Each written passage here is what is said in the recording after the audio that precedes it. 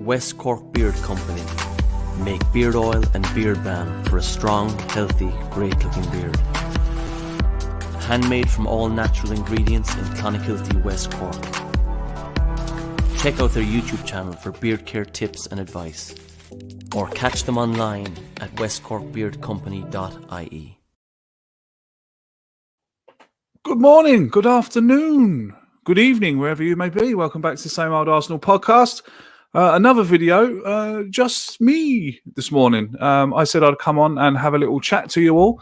So good afternoon to everyone who's here already. I hope you're all well. Hope you're having a good day so far. Just wanted to come on and chat really about my thoughts on the news of KSE saying that the club is not for sale.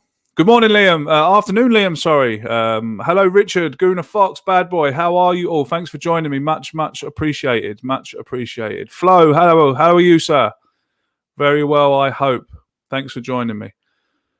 William, how are you? Thanks for joining me, mate. Much appreciated. Always nice to see some people come in and actually want to listen to what I've got to say instead of the usual suspects. This KSE thing about the club not being up for sale, I don't buy it for a minute. Take that with a pinch of salt. I think the club is well up for sale. I think the Kroenkes were probably thinking about selling Arsenal even before the European Super League.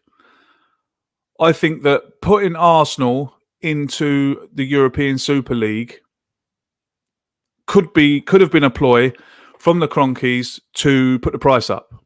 If Arsenal are in the Super League for 23 years, you're guaranteed European Super League money. That bumps up the price of the club. I think the Kroenkes know that they're not wanted here. I think the Kroenkes know that their time is up here. If the club wasn't for sale, then why come out and say it? If it's not for sale, you don't go. If your car's on the driveway and it's not for sale, you don't go on social media and go, "Oh, by the way, that car on the driveway is not for sale." We didn't know. Why did you say that if it's not for sale? Why do we need to know it's not for sale if it's not for sale? I think you kind of come around to what I'm saying. Good afternoon, Gunatel. How are you, sir? Hello, DK Guna, and hello, Charlie. How are you all? Also, if you like to watch things on Twitch, we have a Twitch channel now, so you can head over to Twitch and follow us. That would be great. I need 50 followers on Twitch. I need to get to 50 followers on Twitch, so I can. I'm not too sure how Twitch works, to be honest. I think I need 50 followers to become an affiliate. I think is that how it works? Yeah, something like that. But yeah, Flo, you're right. Getting back to what I was saying, Flo, you're right. Every man has a price. He's not got to where he is right now from being stupid and making stupid investments and selling at the right time and buying at the right time. He's not a silly man. As much as we don't like him, you know, he's not stupid. Every businessman has got a price. Liam says it brilliantly. Every company is a representation of their owner. We currently have a profit cooperative machine. We need an owner who is a fan and understand what football means in this country. Couldn't agree any more with you, Liam. But my problem is this.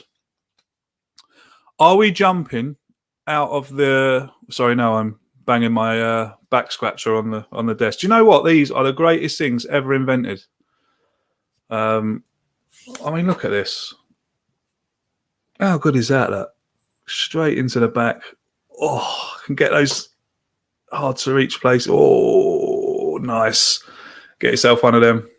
Perhaps I should start advertising them. Anyone's got a back scratcher company? Come see me. Are we jumping out of the frying pan into the fire by wanting Daniel Ek to come to the club? Chris Chris Hudson in the chat. Hello, mate. How are you? Yes, he's. There is an interview with him today, 2:45 on Sky Sports. That is going to be very, very interesting to see what he's got to see what he's got to say. But are we, like I said, are we jumping out into the fire? So are we jumping from the frying pan back into the fire with him? You know, we've got one billionaire. We've got another billionaire that wants to take over. I mean, Daniel Ek says he's an Arsenal fan. He's been to Highbury. He's been to the Emirates. But is that? Yeah, and then bringing in Vieira, Henry, and Bergkamp. That's another thing I'm a bit worried about. If Vieira, Bergkamp, and Henry do come with him, like that's their coaching careers over, because they can't go and coach anyone because it'd be a conflict of interest, won't it? Or will it? I don't know the rules on that. But surely if Thierry Henry and Patrick Vieira and Dennis Bergkamp are on Arsenal's board or co-owners, they can't. They can't. Surely that's a conflict of interest. So I'm not too sure. What's going on? I mean, there's a lot of people here saying that Stan won't sell. That's fine, and I respect everyone's opinions, but I think he will.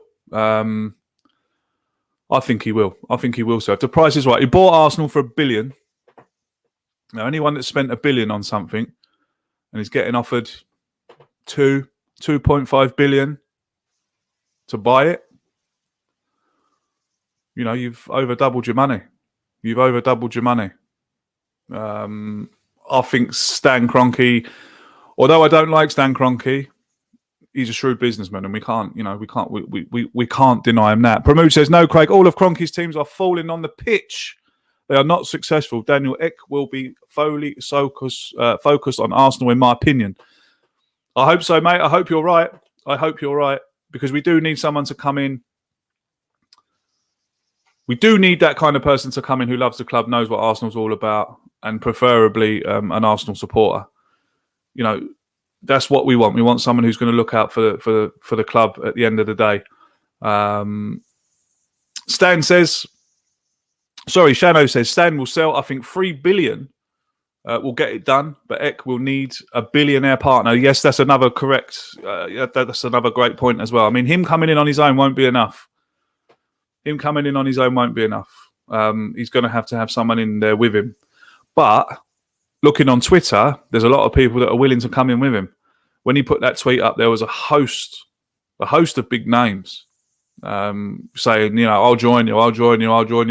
So it's either going to be very good for the club or it's going to get a bit messy as well, with all these people that, you know, might want to join in and get on the board in the consortium. As it was. Jason Martin, good afternoon to you, sir. Do you think KSE is stalling technique to get my money? Absolutely. It's absolutely what I believe. The club is for sale, and this is a genuine sales tactic to get more interest. If he comes out and says it's not for sale, why? Like I said previously, why come out and say the club's for sale if it's not? It's got to be. It's got to be for sale. It's for sale at the right price to anyone. Like I said, right price. If you've got any questions for me, get them in the chat box. I'll answer them as best I can. Let's have a bit of fun. I need to have a bit of fun. I had a really bad night last night, so I need to laugh and I need to have a bit of a smile. News for the game tomorrow is that Aubameyang, Tierney, and Lacazette are possibly all ready to come back and play. I mean, how good is that? What a boost. What a great boost to the team before we go out to Spain to play Villarreal in the semi-final of the Europa League. Promises to be a good game. A game I'm looking forward to watching. Semi-final of European competition. I'm very excited about it. Very excited to watch Arsenal in the semi-final of a European competition, and hopefully the boys can do the job. Good afternoon to you, Majin. I hope I've said that right, Majin. I hope I've said that right. Sorry if I haven't. But good afternoon to you. The Red Cannon, afternoon, mate. There must have been murmurs, otherwise you wouldn't put a bid in. You don't knock on random people's doors. You don't knock on random people's house and ask, is it for sale? Exactly what I said about the car. If you've got a car sitting outside in the driveway, you don't send a message to your mate saying, oh, by the way, that's my car and it's not for sale. Like, if it's not for sale, then you don't need to tell anyone. Exactly that. Yes, Liam. Club is not for sale equals I want more money. Exactly. Jason, this one. Do you think Lacazette should start? Again, I haven't really looked at any reports or anything, but I haven't gone into it deep enough to see is he really fit. Look, if the physio says he's fit, then he's fit, isn't he? Mikel Arteta's got to trust his physios. If they come out and say that the player's fit, Mikel Arteta has to trust his physios and go from there. He has the decision to make. If the physio says Lacazette's fit, he's got a decision to make. Does he risk him? But he's not risking him. So if you look at it like that, it's not as if we've got a top 4 running coming in. It's not as if we've got a championship running coming up. If they say he's fit, then play him. Same with Aubameyang. Same with Tierney. The league season's over. Let's get it right. If they go out on the pitch and get injured after 60 minutes again, then they get injured. But it all depends on what kind of game plan he wants. Does he go out to Villarreal without them? And does he save them for the home leg? There's a lot of decisions to make, even if they are fit. Even if they are fit, then it doesn't mean that they come in straight away. They've got to. He's got choices to make over that. News for the game tomorrow: Lee Judge's starts in midfield. I'll tell you what, he might do a better job than some of them. He might do a better job than some of them. Let's have a look at this one. This one comes from how much do you think can get the attention of the Kroenkes, Craig? Well, Pramod, I think anything over 2 billion. Anything over 2 billion will make them look. And I certainly think a bid for 3 billion would make them sell. I can't see why any smart businessman wouldn't sell something for 3 million that he paid 1 billion for. That's just that's my opinion on it. Gunnar Fox says even Mikel struggled to keep a straight face when saying it. He is having Unai on. Yeah, again, it could be all games. It could be all mind games. Exactly, mind games go on in football all the time. Tactical mind games. People are saying that Unai Emery knows what we're going to do. I don't believe he does. Mikel Arteta will keep him guessing right to the start. And I think that's good. I think that's good that Mikel Arteta is doing that. Perhaps Lacazette, Aubameyang and Tierney are all completely fit. Who knows? We won't know till tomorrow, and we won't decide. We won't know until obviously the team is released. This one comes in from LK. Why are you Arteta in? He's never going to be great. Spare us this suffering. He's never going to be great. Spare us this suffering. Yeah, that's what they said about David Moyes. They said that he'd never be a great manager. Now look at him. He's taken West Ham up to top 4. Aston Villa last year we're in our same plight. Escaped relegation on the last day of the season. Still got the same manager. He's going up the table. He's got them on the right path. It's very easy to come along and put a manager in charge, and then just put a manager in charge for a year or 18 months, and then just because he hasn't done the business in the first year, it's very easy to get rid of him. I think I believe he deserves another year, but Judgment Day is closely upon us. He's had a lot to deal with, Mikel Arteta. Came in as a new manager. COVID, he had COVID to deal with. People can say yes, so did all the other clubs, but all the other clubs had their manager. All the other clubs had players there. They know their systems, this, that, and the other. Mikel Arteta was coming into a blank sheet. He had to sell his tactics to the players. He had to sell his his philosophy on the players. I think he's been unlucky as well this season a lot. We've had a lot of points taken off of us for silly VAR decisions. That's gone against him. He's put up with a lot of stuff. He's had to put up, with protests at the club. He's had to put up with this Europa Super League, the European Super League thing as well, unsettling his players, unsettling the fan base, and unsettling him as well. I've seen some glimpses of what we can expect next year from Arsenal. I think we've played some lovely football this year, but then on the flip side, yes, of course, we've played some awful stuff. We've had some awful results, but we've had some good results. I think Mikel Arteta is going to concentrate on the summer in turning those bad results into good results, and we'll go up the table. So for me, that's why I'm Mikel Arteta in. I'm not one of these supporters that demands instant success. We have no right to demand instant success. There's other teams in the league as well. I think it's very naive of us to expect to go to Brighton and win, go to Burnley and win. I think it's very disrespectful for us fans to, oh yeah, we'll win this game, no problem. And then when we don't, it becomes a big thing. We're playing against another team, another manager. That's football. That's open competition. Anyone can beat anyone, and especially with the season that we've seen. I think having no fans in the ground has affected the players. But again, on the flip side of that, Mikel Arteta is probably lucky that there hasn't been no fans in the ground. So it's all swings and roundabouts, mate. It's all swings and roundabouts. I respect your opinion. If you want him to go, that's fine. That's fine. But I've got my opinion. And if he gets backed in the summer, I've always said this, if he gets backed in the summer and he spends well and he brings in some good players, then I think he'll deserve another crack at it. I do. And that's just my opinion. Liam, this one comes. If Saka and ESR don't play equals boring football. Yeah, exactly. They've been so important to us. It's unbelievable that two young players of that age have been that important when you've got seasoned professionals in the team as well that don't seem to want to step up to the plate like the young fellas. So Arteta has a job on his hand there to get, the gulf of experience and youth in the side as well.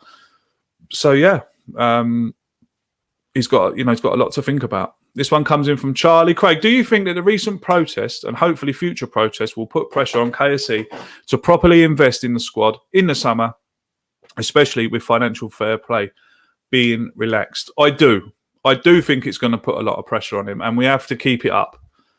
But I will say this, and I will say this, and I'll put this message out to all of you.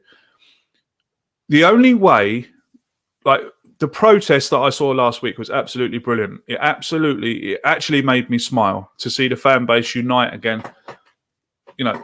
All Arsenal fans came together, whether you don't like this or you don't like him or you don't like him or you don't. They all came together for the greater good of the club and they protest, and it was absolutely fantastic to watch. Obviously, if I'd have been in England, I'd have been there, I can tell you that. But obviously, being over here, getting a flight, and then 2 weeks quarantine when I get to England, I'd still be there in quarantine. So it wouldn't be really worth me going over. But the one thing I think that's got to happen is the merchandise. Not so much a shirt, not so much the shirts, because I've had this argument before. People are telling me, you shouldn't buy a shirt. That will hit Stan Kroenke in the pocket. Well, buying a shirt for me is the least of the worries. Adidas have paid Arsenal millions and millions of pounds. That's in the bank already, right? So whether Arsenal sell a shirt or not, it's not going to be detrimental to what Arsenal see in the bank. But on the flip side of that, if you don't buy a shirt, then Adidas will not be offering as much money, and then Stan Kroenke, or anyone will go and get another shirt sponsor. So, you're talking about a man who didn't know what colours we play in. Is he really going to be bothered about losing 2, 3, 4% on a shirt? I don't know. But where you can hit them, I think, is on a match day. Where you can hit them is on a match day. Don't buy a program. Don't buy a burger. Don't buy beer inside the ground. Don't buy, stuff inside the ground. We make the most money on a match day, apparently, than any club in Europe. And that's because we're inside the ground and we're getting fleeced. Do you know those plastic bottles of Carlsberg that used to be there? Knocking them out for £4 or £5 a bottle. I mean, weren't even a full bottle, was it? That kind of stuff. The pizzas, the burgers. Stop buying them. Go to your local pub before the game. Support your local boozer. Go to the game. Sit with your mates. Watch the game. Back out to your local boozer and enjoy it. Just in and out. Watch the game in and out. I think where we're going to hurt them is is in the ground is where we can hurt them the most, in my opinion. Let's have a look at what we got here now. This one comes in from Charlie. Being at the protest gave me goosebumps at times, was amazing. You're right. We have to keep it up. I can see Arteta getting disgruntled with the lack of investment. Yeah, I mean, we can all sit here and blame him. You're right, Charlie. We can all sit here and blame Arteta. And people are saying, oh, he has been backed. Has he really? I don't know. He brought in Thomas Partey, yes. He's brought in Odegaard on loan. He brought in Matt Ryan on loan. He brought in Runnison. Do I think that Mikel Arteta brought in Runnison? No, I don't. That was down to someone else, I think. I can't see a reason on earth why Mikel Arteta would have brought Runnison in, to be honest. Just not good enough for the Premier League. Good goalkeeper, but he'd probably be a good goalkeeper in a Championship or League One, but he's just not Premier League quality, is he? It's not his fault. People having a go at him. I saw people having a go at him on social media. If you're playing Sunday League football and you're playing in goal, and Edu comes up to you and says, oh, do you want to come and play for the Arsenal? And you get played in the Europa League game and you have a howler. It's not your fault, is it? Do you know? Arsenal come knocking on the door, you're going to go.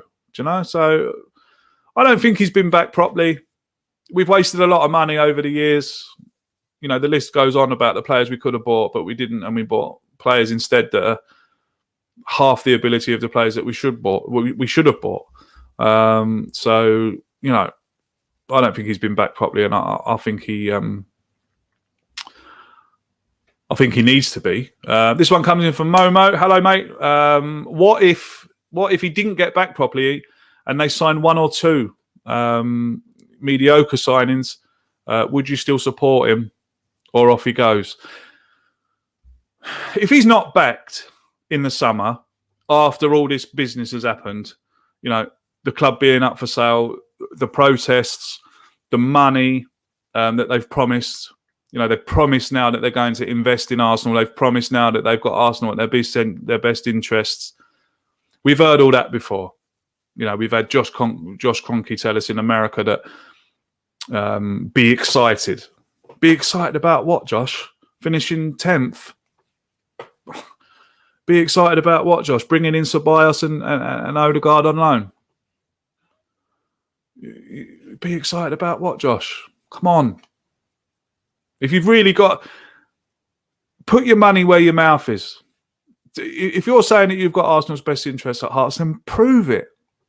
Prove it. Give us some money. Give Mikel Arteta the money he needs to take Arsenal back to the top. Put your money where your mouth is. Stop blagging us. Come out. Do what you say you're going to do. John Daly, why are people questioning Arteta? Pep didn't want him to leave. Give him what he needs. Back him. Back the team. See how Nenny come out the other week saying he wanted backing. Now, John, I agree with most of that sentence, but I'll tell you what I don't agree with is El Neni coming out and saying that all the team need backing. That's fine. I'll back them and I'll back them to the hill. But when they're doing the performances on the pitch that they're doing, it's very hard to back them. Very hard to back them. When they're playing like they are. The Everton game, the Fulham game. Awful. Probably two of the worst Arsenal performances I've ever seen. Awful rubbish. So you can't go on the pitch and play poorly and then come out in the media and oh, but we need you to back us. So I don't know. I mean, Liam's, they need to earn our backing, not just ask for it. Absolutely. Goonatel, this is a good point. We all talk about Arteta being sacked. Is there a danger he could actually walk? I think at the end of the season, if he's not backed, I wouldn't blame him if he walked.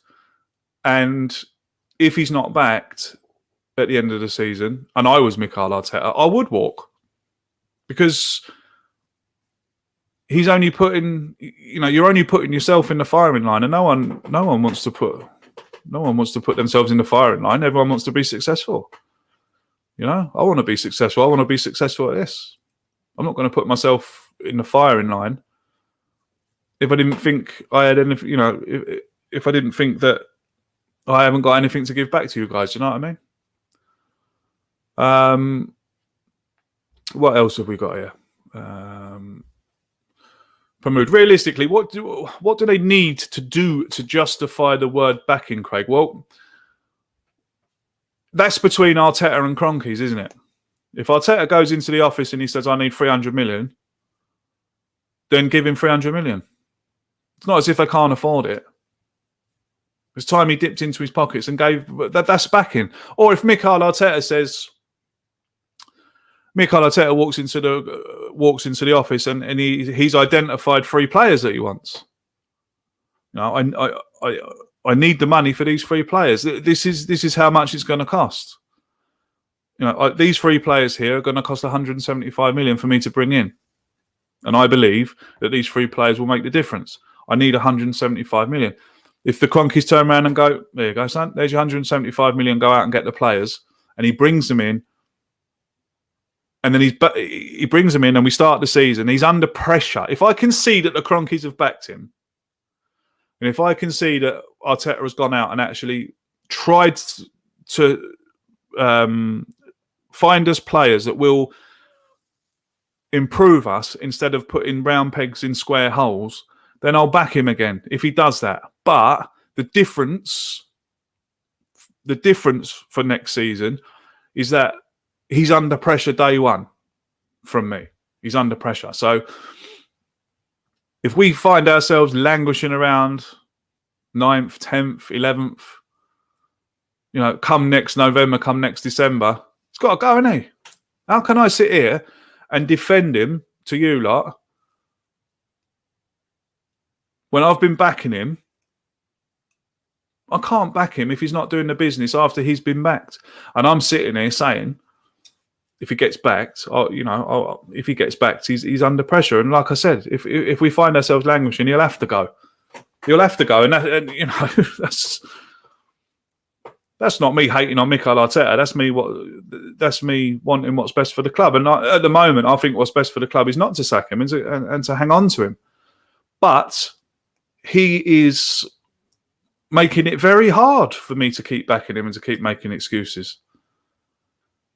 Even himself, in his interviews, he's coming out and he's saying, I think we deserve to win the game. I can't believe we lost. Like, you've said that for the last 10 games that we didn't win. You've got to change the record, mate. You've got to change the record, Mikel. You've got to do something to stop it instead of coming out to the press all the time and saying, we deserve to win the game.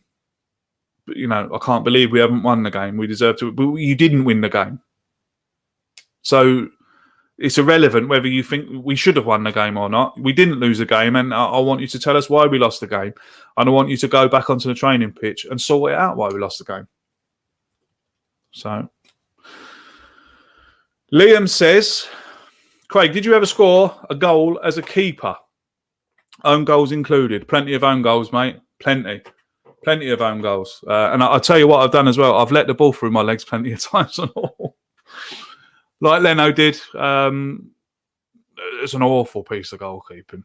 It really was. You're taught from schoolboy levels that you don't go down with your legs open. You go down with one knee in front of the other, just in case the ball does go through your hands, and your knees are there to stop it from going in. But look, everyone makes mistakes, and being the goalkeeper is one of the worst positions on the pitch. Absolutely one of the worst positions on the pitch. And especially if you're a professional, because if you make a mistake, like, you've got to stand there now. It's all right if you're a player, you can kind of run around and get out of the way of people who want to shout and moan at you. But I mean, imagine being a goalkeeper standing in a stadium full of 60,000 Arsenal fans, and you've got to stand in that penalty box while the game's going on around you, and you've got people shouting out and calling you this and calling you that, and expressing their displeasure.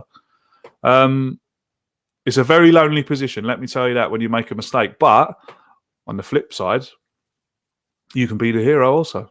You can go from zero to hero.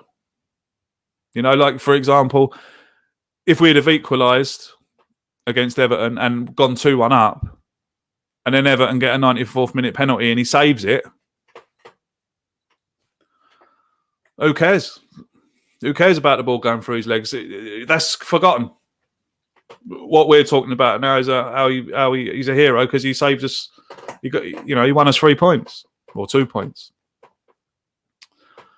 So 0 to hero very, very quickly. Very, very quickly. Pat says, Arteta has a huge job in the summer. Deal with loan players, first teamers to sell, and who to bring in. This turnaround after Wenger will take a long time. Yes, it will. And what I've been reading, I think they're trying to, I think from what I've been reading rightly, I mean, they're hoping to raise about 125 million in player sales alone this season. So that's a lot of money, and that's a lot of money for us. And with 125 million, he can certainly go out and replace those players with better. That's what I want. I don't necessarily want £100 million worth of player, one player. Oh yeah, marquee signing. Look at that. Look. I want players who are upgrades on what we've got now. I want an upgrade for Bellerin. I want an upgrade for Granit Xhaka. I want an upgrade on Eddie. But is that upgrade Balogun? Who knows? Do we need to buy another striker? Because it looks like Lacazette might be off. Will Arteta run with Martinelli on the wing? Will he run with Aubameyang through the middle? Or will he... Don't know. I just want upgrades. Does Leno need to be replaced? Does he? No one was talking about Leno being replaced until he let the ball through his legs. I think, we're a bit quick to... Joe, I mean, Mellon's there says, like, you can't forget or forgive the error. I have. I've forgotten about it. I'll forgive him. It's done. We lost 1-0. What's the point of going backwards and forth about it? It's done. The game's done. Can't change it. He's made a mistake. We've lost the game. No need to hate on the bloke. Do you know? Matthew Hudson says, you can forgive any error, Craig. That is narrow-minded thinking. Is it? Is it narrow-mindedness or is it just me being human? I'm a human being as much as a professional footballer. They make mistakes. They're human beings. Unfortunately, they make mistakes in front of thousands of people. If I make a mistake on here, it's all right. I don't really care. But it's. I don't forgive everyone for them. I don't forgive everyone for silly mistakes. Like there's a lot of things that have happened that I still replay in my mind. But what I'm trying to say is that there's no point dwelling on it because it's happened. There's no point. What's the point of dwelling on Bert Leno's mistake against Everton? The league is done. League is done. If it actually meant something, then yeah, all right, I might be a bit more cross about it. But it's a mistake. He's made a mistake. It's humans. It's what that's what we do. Mellon says he's not good enough for Arsenal, Craig. Perhaps that's true, but that's who he's got at the moment. Perhaps he's not good enough for Arsenal. Perhaps he's gonna get replaced. Who knows? Mike says, it's not like Leno does it week in, week out because he doesn't know. He's probably saved us. He's saved us more points than he's cost us. I can tell you that, I bet. If we went back through and looked at everything, he's definitely saved us more points than cost us. So, I mean, I just think it's harsh. And I just think as a fan base, some people like to jump on something straight away to look for someone to blame, to look for a reason to why we lost the game, instead of just saying like, okay, we lost 1-0 to Everton. Leno put the ball, Leno let the ball through his legs. But what about the other players? Why didn't they score any goals? Why are they not threatening Everton's goal mouth? Why not have a go at Martinelli for missing the chance at the end? Have we had a go at Martinelli for missing the chance at the end? No. No one wants to talk about that. See what I'm trying to say? Football's a team game. It's not just about Leno. Every goalkeeper goes for a bad patch. Correct. Correct. What's up there? I'm a United fan, and I'm wondering if you fancy your chances against Villarreal. They have a few players to cause your defence some problems, especially their right winger is going to terrorise Granit Xhaka. Look, I'm looking forward to the game. I'm always looking forward to a European semi-final. We just have to wait and see, don't we? Perhaps Granit Xhaka might have a shocker. Perhaps Granit Xhaka might play really well. Who knows? I'm one of these people that will judge after the game. I'll have a look at what's happened and we'll talk about it afterwards, instead of making assumptions that he's going to get roasted, because he might not. He might play really well, but we'll see. I'm looking forward to the game, though. I'm looking forward to the game. This one comes in from Sam. Fans will moan that we sold Martinez when he has made mistakes this season too, just like Leno. But because he doesn't play for Arsenal, it doesn't get highlighted. Of course. I can guarantee you, Sam, if at the end of the season, Mikel Arteta had sold Leno, there would have been fans going, "What are you doing? Why are you selling the number one? Why are you selling our number one? What's going on?" And there would have been uproar about it. So he can't win. Damned if he does, and he damned if he doesn't. So yeah. What else have we got here? This one comes in from. Actually, I'm not going to show that because that username is a disgrace, to be honest. And I'm sorry I didn't notice that before. So sorry about that. That username is a disgrace. Leno hasn't had a settled back four in front of him all season. Spirals down, that's right. Absolutely. And as a goalkeeper, I can tell you that it's massive to have a settled back four in front of you. Absolutely massive. So yeah, it's a great point. Great point. He's had no settled. He doesn't know who's going to be in front of him, and you can't forge a relationship with your centre halves. Like when I was a goalkeeper, I had a relationship with the centre halves and the right backs. They knew when to get out my way. I knew when to get out their way. And if you've got that, you've got that responsibility and you've got that respect between each other. It's much easier to play football, and to be a good defensive unit.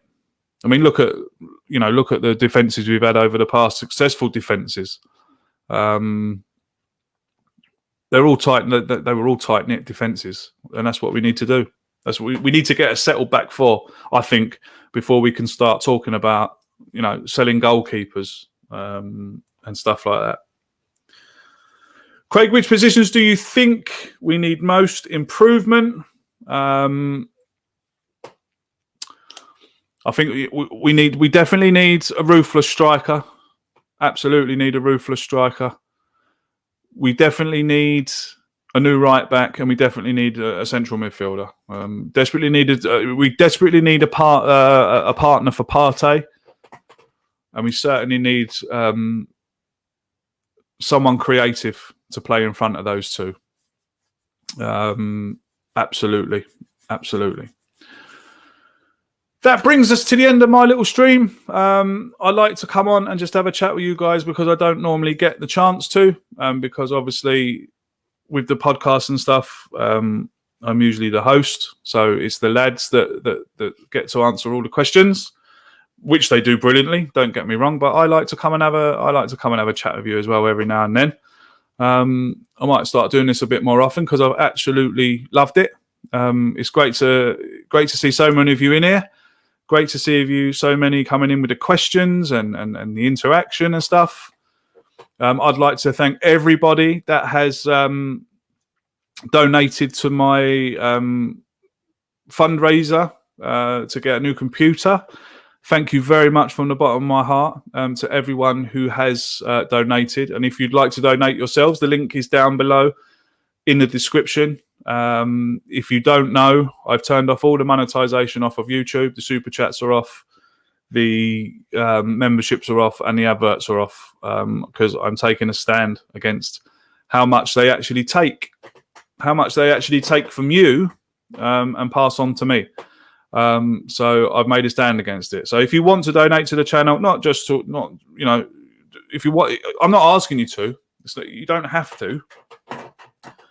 It stays free. It stays absolutely free, and you can come along and for free. But if you feel like you want to buy me a pint, description below. Thank you very much indeed. I'm actually going to be on the Jim Gooner show later on at 7 o'clock. So head over to his YouTube and subscribe to the Jim Gooner, and you'll find me on there at 7 o'clock. You can follow him on Twitter also. Tomorrow night, we've got 4 Men and a Mic coming up before the Villarreal game. I'll be joined by Chris, Dan, and James. And we'll be talking, we'll go a bit more in depth to the Villarreal game. Then on Friday, of course, the team talk with Dan. Some great guests this Friday. He's got Kevin Campbell and Warren Barton joining him to talk about Arsenal Newcastle. Have a nice day, everyone. And until I see you again, take care of yourselves and each other, and up the Arsenal.